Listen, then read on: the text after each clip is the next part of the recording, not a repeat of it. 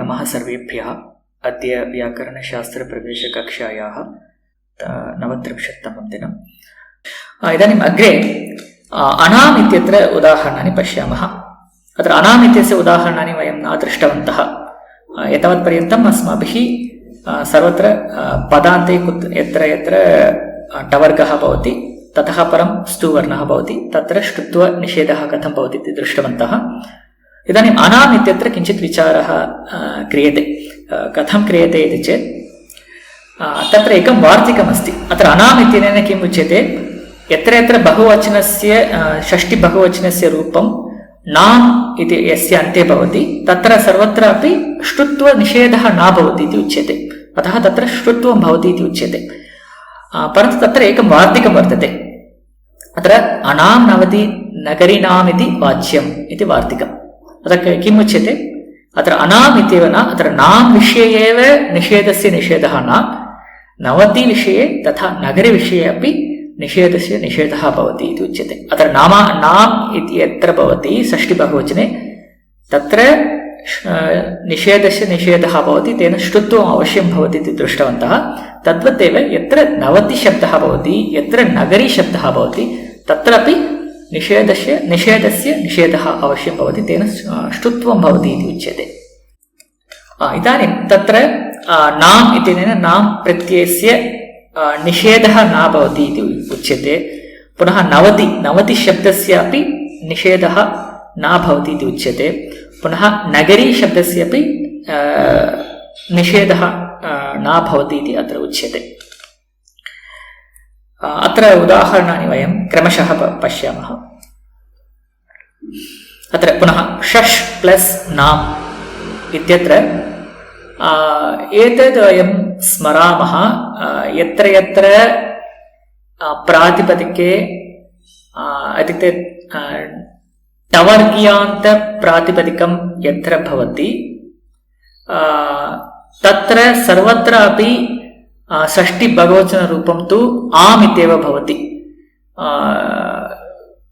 सरलतया स्वीकुर्मः चेत् सरित् इत्येव स्वीकुर्मः। सर्वत्र हलन्तशब्देषु नाम् इति नैव श्रूयते। नाम् इति कुत्रापि न भवति, सर्वत्र आम् इत्येव श्रूयते। सुहृदाम्, अनन्तरं सरिताम्, जगताम् इत्येव तत्र आम् इत्येव श्रूयते। मध्ये जगत्नाम्, जगतानाम् तथा न श्रूयते। अतः कुत्र भवति शश् तत्र एव तत्र नाम् इति श्रूयते। अत्र अयं विशेषनियमः। तत्र यत्र शश् प्रातिपदिकं भवति तथा चतुर् इति रेफान्त हलन्त प्रातिपदिकं भवति तत्र उभयत्र तत्र नकारः भवति। अतः चतुर्णाम् इति रूपं तथा षण्णाम् इति रूपम्। अतः एतत् द्वित्र स्थलेषु तत्र नाम् इति भवति।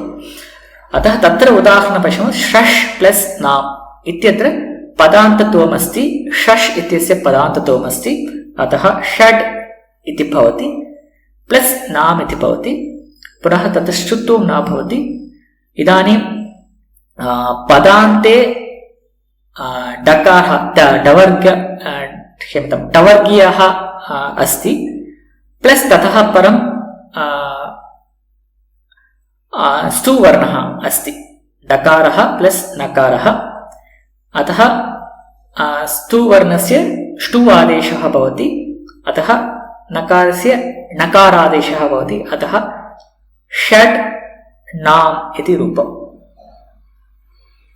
इदानीं पुनः अनुनासिकसन्धिः भवति। तेन तत्र षण् प्लस् नाम् इति स्थितिः इति एतद् वयं जानीमः। यत्र परवर्णः अनुनासिकवर्णः भवति तर्हि पूर्ववर्णः अपि तत्तुल्यः अनुनासिकवर्णः भवति इति ज्ञातमेव। अतः षण् प्लस् नाम् षण्णाम् इति रूपम्। अत्र एकं स्मर्तव्यम्। अत्र अस्माभिः पूर्वम् अथवा अहं पूर्वम् उक्तवान् अनुनासिकसन्धिः विकल्पेन भवति इति अहम् उक्तवान्। आम्, सर्वत्र अनुनासिकसन्धिः विकल्पेन भवति, परन्तु यत्र प्रत्यययोजनं भवति तत्र अनुनासिकसन्धिः नित्यं भवति। तत्र यदि वयम् अनुनासिकसन्धिं वयं पठिष्यामः तदानीं वयम् अवगच्छामः। अतः अत्र पश्यामः चेत् नाम इति प्रत्ययः अत्र षष् इति प्रातिपदिकं नाम इति प्रत्ययः अतः प्रत्यययोजनम् अस्ति इति कारणेन अत्र भविष्यमानः अथवा अत्र विद्यमानः अनुनासिकसन्धिः नित्यः अतः षण्णाम् इति एकमेव रूपम् अतः षड्नाम् इति रूपं न भवति पूर्वतनावल्यां मया तत्र षड्नाम् इति दर्शितं यतः तत्र श्रुत्वसन्धेः उदाहरणानि तत्र दर्शितानि अतः तत्र षड्नाम् इति उदाहरणं तत्र मध्ये दर्शितं परन्तु वस्तुतः तत्र षण्णाम् इति एकमेव रूपम् इदानीम् अन्यानि उदाहरणानि पश्यामः तत्र वार्तिकं किम् उच्यते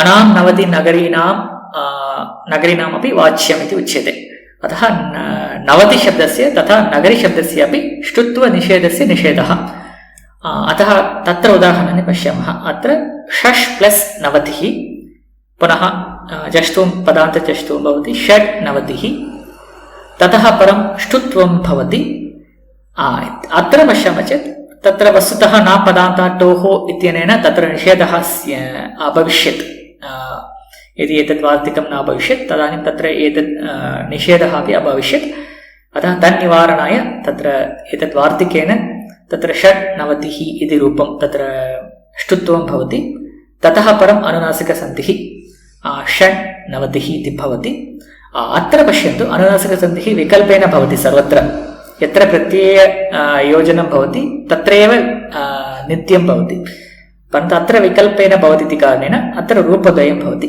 षड् नवतिः तथा षड् नवतिः एतत् स्पष्टमिति मन्ये प्रायशः मया पूर्वं किम् उदाहरणं दत्तमिति एकवारं पश्यामि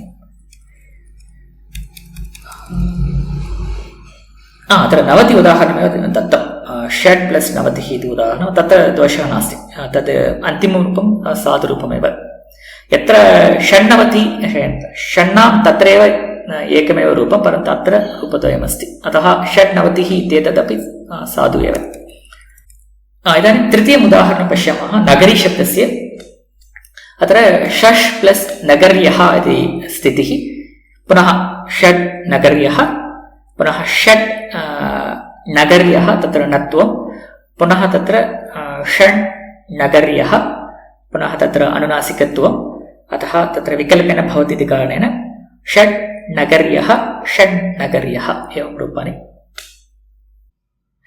अत्र कश्चन प्रश्नः चैट् मध्ये अस्ति सर्वाणि सूत्राणि अष्टाध्याय्यां त्रिपादिमध्ये सन्ति अतः पूर्वत्र सिद्धं वक्तव्यं वा इति प्रश्नः अस्तु एतत् सर्पिष् विषये इति मन्ये अत्र पूर्वोत्तरसिद्धम् इत्येतत् द्विधा स्वीक्रियते पूर्वोत्तरसिद्धम् इत्येतत् अधिकारसूत्रमस्ति अतः त्रिपाद्यां प्रतिसूत्रं तत्र एतस्य अनुवृत्तिः भवति अतः सर्वत्र त्रिपाद्यामपि पूर्वोत्तरसिद्धं भवति त्रिपाद्याः बहिः अपि पूर्वोत्तरसिद्धं भवति अत्र इमाम् आवलीं पश्यामः चेत्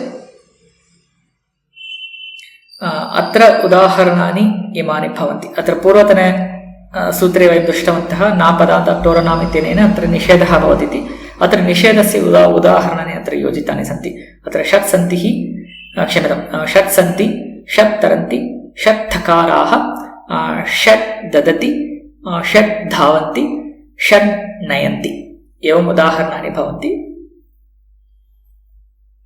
अनन्तरं सुगण् सहते इत्येतत् अपि उदाहरणमस्ति सुगण् तरति इत्येतत् तत्र नकारात् परं स्तुवर्णस्य उदाहरणम् एतत् सुगण् तरति सुगण् तकारः सुगण् ददाति सुगण् धावति सुगण् नयति तत्र मया तत्र नत्तुं न कृतं सुगण् नयति इत्येतत् नत्तुं भवति अस्तु अनन्तरं तावदेव सद्यतन संक्षेपः वयं ष्टुनाष्टुः इत्यनेन विधीयमानं श्रुत्वं वयं दृष्टवन्तः तथा नापदान्तोरणाम् इत्यनेन श्रुत्वनिषेधं पुनः निषेधस्य अपि पुनः निषेधः अनाम् इत्यनेन तत्र एकं वार्तिकम् अनां नवति नगरी नामपि वाच्यम् इत्यनेन तत्र निषेधस्य अपि निषेधं वयं दृष्टवन्तः इत्येवं वयम् अद्यतनकक्ष्यां समापयामः अस्तु धन्यवादः वयं पुनः मिलिष्यामः